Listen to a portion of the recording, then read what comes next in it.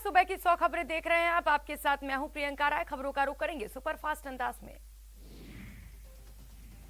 NCB ने मुंबई से गोवा जा रहे क्रूज शिप पर चल रही ड्रग्स पार्टी पर छापेमारी की। एनसीबी ने 10 लोगों को हिरासत में लिया है। इसमें एक बड़े अभिनेता का बेटा भी शामिल है।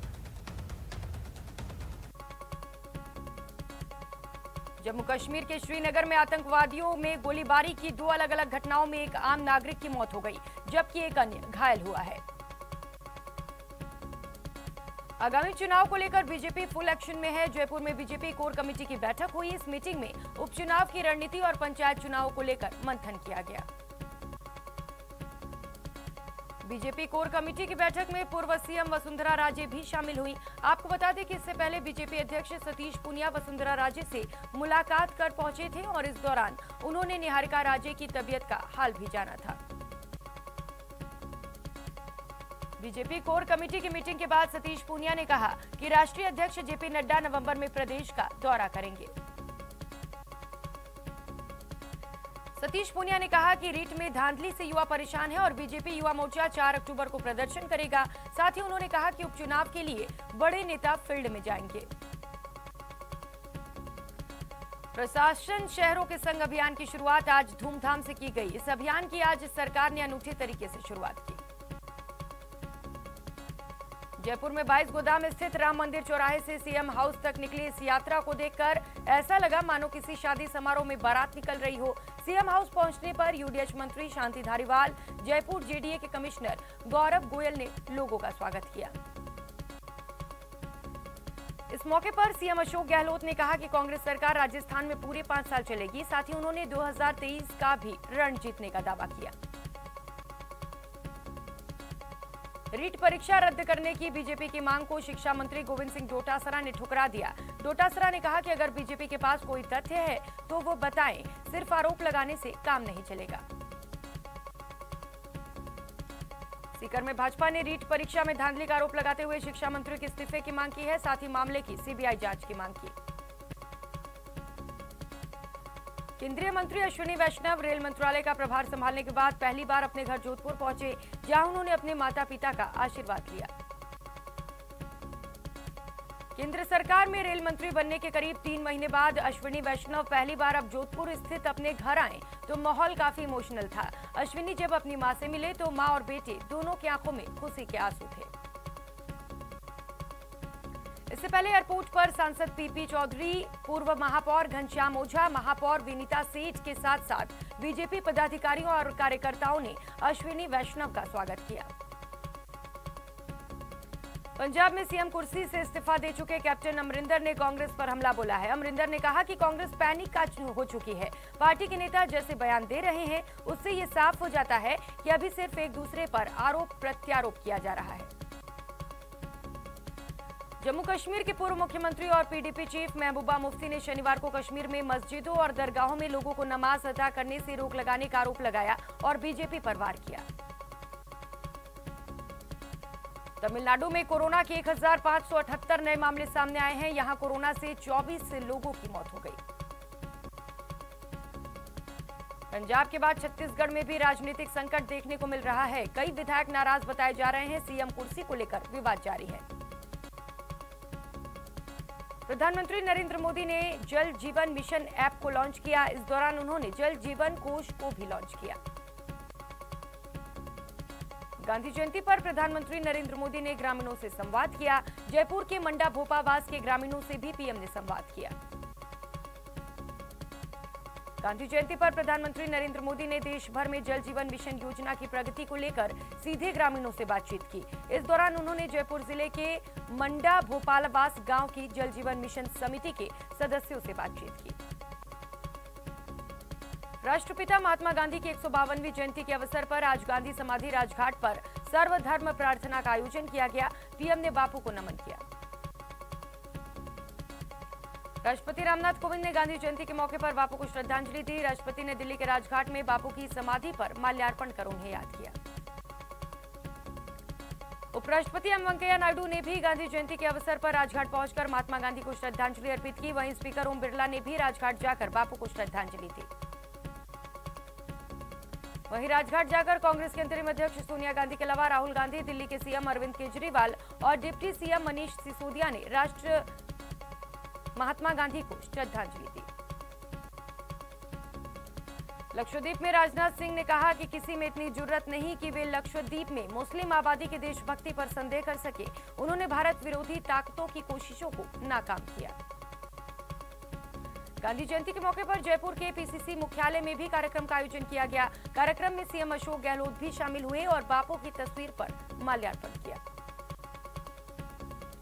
पंजाब हरियाणा में किसानों के प्रदर्शन के बाद सरकार को आखिरकार धान खरीद की तारीख को बदलना पड़ा। अब दोनों राज्यों में 3 अक्टूबर से धान खरीद की शुरुआत हो जाएगी।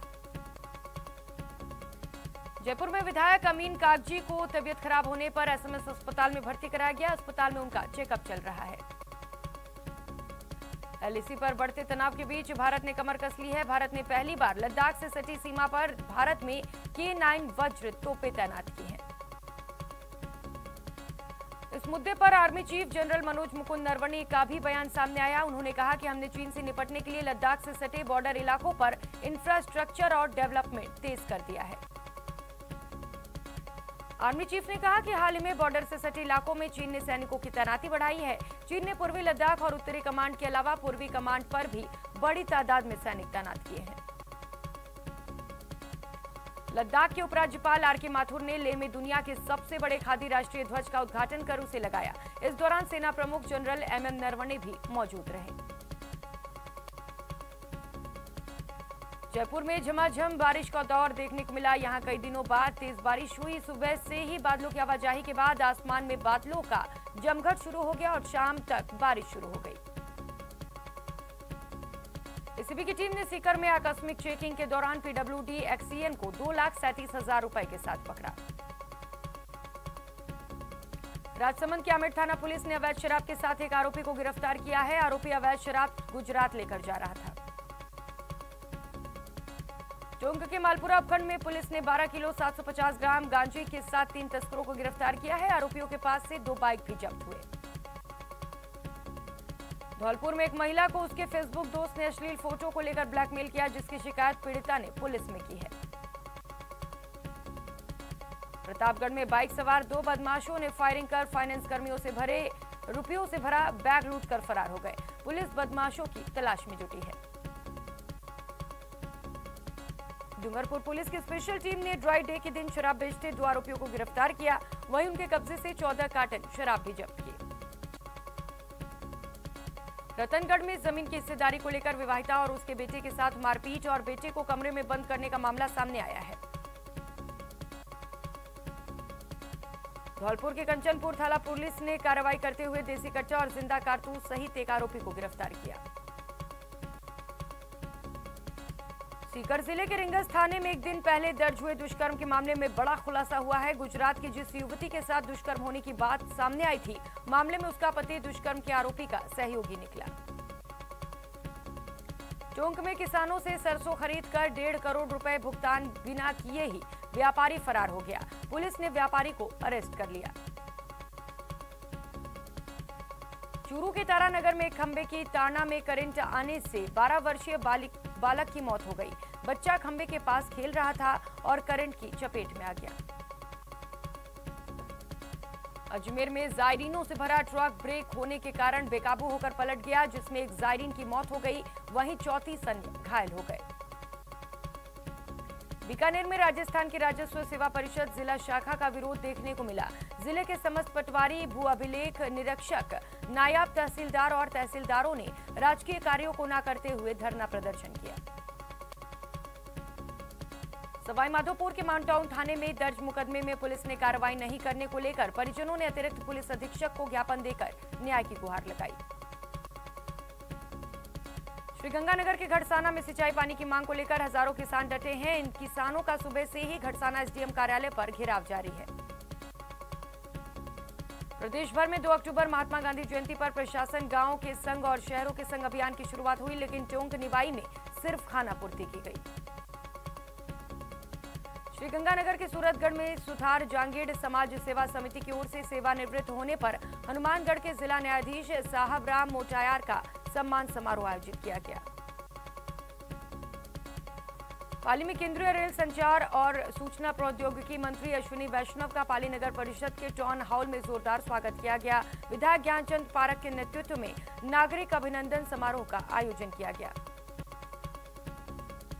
सुजानगढ़ के एनके लोहिया स्टेडियम में प्रशासन शहरों के संग अभियान के शुभारंभ कांग्रेस विधायक मनोज मेघवाल ने किया। उन्होंने कहा कि गरीब और आम जनता के हित में अगर किसी की सोच धरातल से जुड़ी है तो वे मुख्यमंत्री गहलोत है। राजसमंद के भीम विधायक सुदर्शन सिंह रावत ग्राम पंचायत कुशलपुरा के दौरे पर रहे। विधायक ने पहाड़ी पर चढ़कर देवनारायण मंदिर पर दर्शन कर खुशहाली की कामना की। अलवर जिले में पंचायती राज संस्थाओं के चुनाव को लेकर कांग्रेस और भाजपा और दूसरे दल के रूप राष्ट्रीय लोकतांत्रिक पार्टी उभर कर सामने आ रहे हैं। आरएलपी ने चुनाव को लेकर बैठक का आयोजन किया। राजसमंद में 2 शावक मिले। ग्रामीणों ने इसकी जानकारी वन विभाग को दी, जिसके बाद वन विभाग की टीम ने अपने कब्जे में ले लिया। करौली में जिला प्रभारी सचिव अश्विनी भगत ने प्रशासन शहरों और गांवों के संग अभियान के तहत शिविरों में लोगों को ज्यादा से ज्यादा लाभान्वित करने के संदेश दिए। नवनिर्मित रावदेरा उपढाकर का रेलवे और संचार केंद्रीय कैबिनेट मंत्री अश्विनी वैष्णव ने वर्चुअल माध्यम से ऑनलाइन शुभारंभ किया। झालावाड़ में भी प्रशासन गांव और शहरों के संग अभियान के तहत ग्राम पंचायत स्तर और शहरों में शिविरों का आयोजन हुआ। शाहपुरा कस्बे में एसडीएम आवास के सामने जलदाय विभाग की राइजिंग लाइन में अचानक लीकेज हो गया। लीकेज के कारण पानी फव्वारे के रूप में बहने लगा। अलवर के दिल्ली जयपुर नेशनल हाईवे पर डंपर में आग लग जाने से हड़कंप मच गया। आग की सूचना पर आधे घंटे बाद भी फायर ब्रिगेड की गाड़ी नहीं पहुंची। लोगों ने बमुश्किल आग पर काबू पाया। नागौर के खिवसर के अकाला गांव में हाईटेंशन का तार टूटने से कई घरों में करंट फैल गया। हादसे में एक युवक की मौत हो गई, जबकि एक लड़की गंभीर रूप से झुलस गई। कांग्रेस नेता दिग्विजय सिंह से मुलाकात कर उत्तर प्रदेश लौट रहे एआईसीसी सदस्य उमेश पंडित की गाड़ी देर रात जयपुर आगरा हाईवे के लुधाबाई टोल प्लाजा के पास एक गाय से टकरा गई। दुर्घटना इतनी भीषण थी कि गाड़ी पूरी तरह से क्षतिग्रस्त हो गई और गाय की मौत हो गई। झुंझुनू के उदयपुर वाटी के सरपंच और ग्राम सेवक संघ ने प्रशासन गांव के संग अभियान का बहिष्कार किया और धरने पर बैठ गए। एनसीबी ने मुंबई से गोवा जा रहे एक क्रूज शिप पर चल रही ड्रग्स पार्टी पर छापेमारी की। एनसीबी ने 10 लोगों को हिरासत में लिया है। इसमें एक बड़े अभिनेता का बेटा भी शामिल है।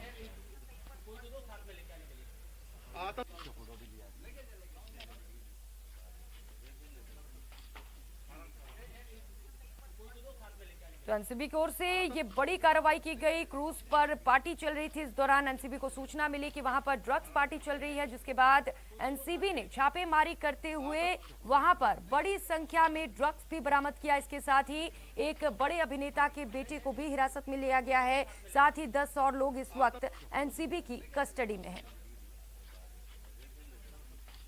एनसीबी ने मुंबई से गोवा जा रहे क्रूज पर छापेमारी की, जहां पर ड्रग्स पार्टी चल रही थी। एनसीबी ने 10 लोगों को हिरासत में लिया है। इसमें एक बड़े अभिनेता का बेटा शामिल है।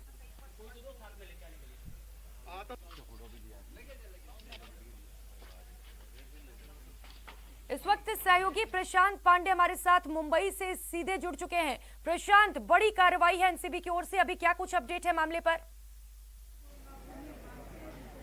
जी बिल्कुल, देखिए काफ़ी बड़ी कार्रवाई मानी जा रही है। और सबसे बड़ी बात मैं बताऊं कि एक फिल्मों में जब हम देखते थे कि एक स्टाइल से जो है अधिकारी जो है किसी पर रेड मारते हैं, तो ये रेड का वही एक तस्वीर है। मैं आपको पहले दिखाता हूं कि एनसीबी दफ्तर जहां पर 8 से 10 लोगों को अभी यहाँ रखा गया है, जिनका बयान लगातार दर्ज किया जा रहा है।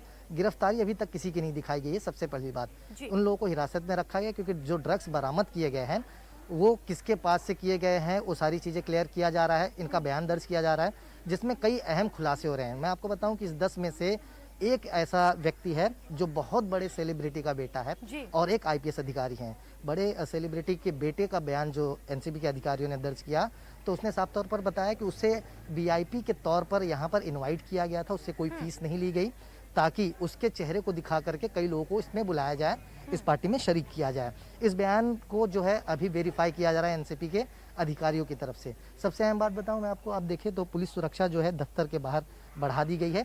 इसी वैन में अभी एक महिला को लेकर आया गया है।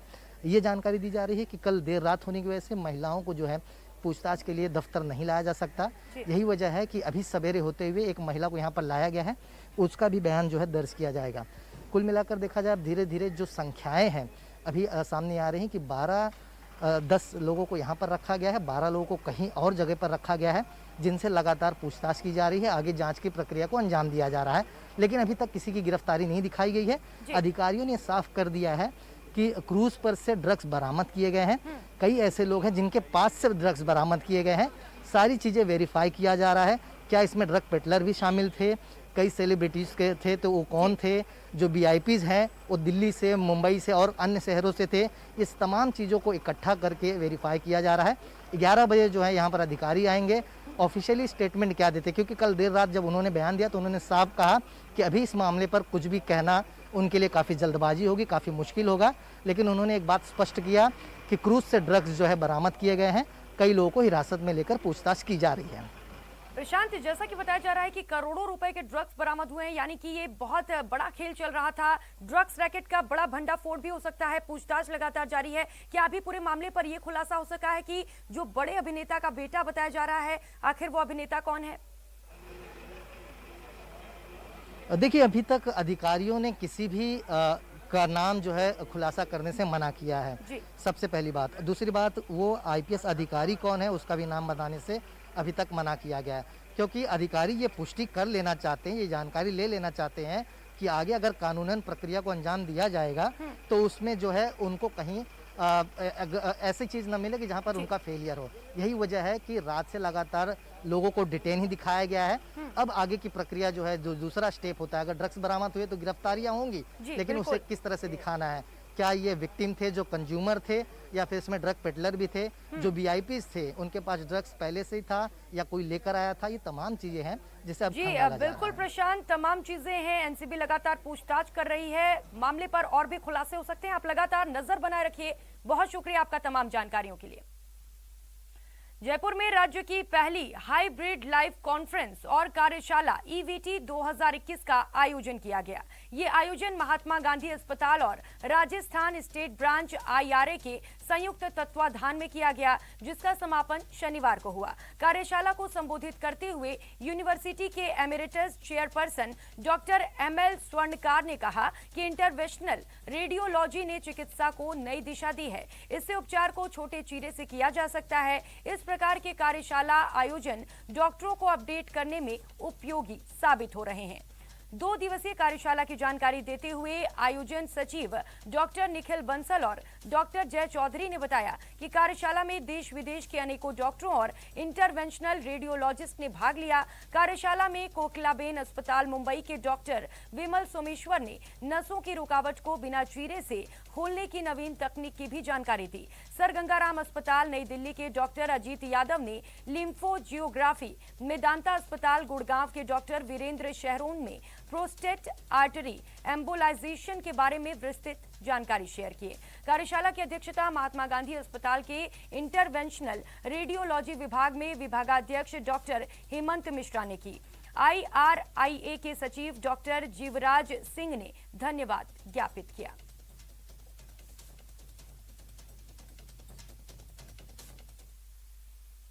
ब्रेक के बाद आप सभी का स्वागत है। खबरों में आगे बढ़ेंगे।